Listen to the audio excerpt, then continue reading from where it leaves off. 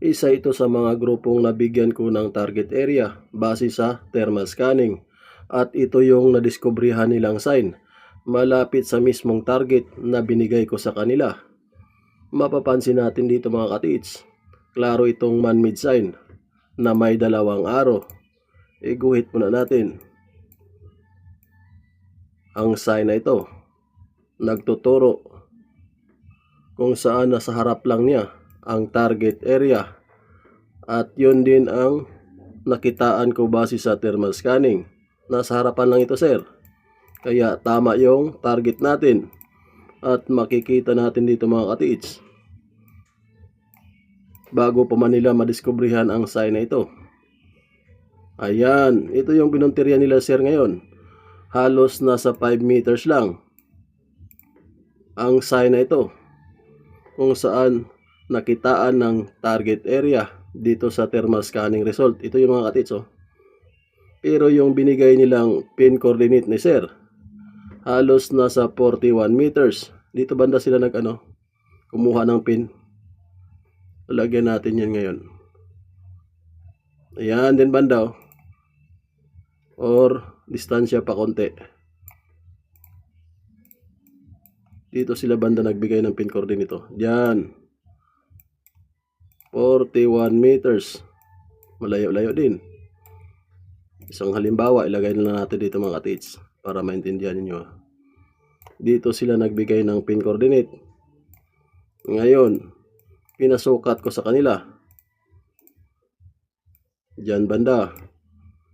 Unang target, nasa 26 meters ito. At yung pangalawang target, nasa 41 meters. At ito na yun. Ayan, sa area na yan.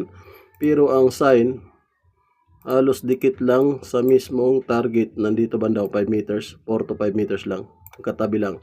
Kaya tama itong sign na nadiskubrihan nila ni sir, kung saan naka-engrave sa malaking bato. Pero ang problema lang sa ganitong klaseng sign, kung ipasok natin ito sa sign reading, ang kahulugan nito, sir, underwater treasure. Base sa parang letter M na ito, mga ganyan, no? Street tunnel pa naman ito. At ang tinuturo niyang target, ulitin-ulit, nasa harapan lang.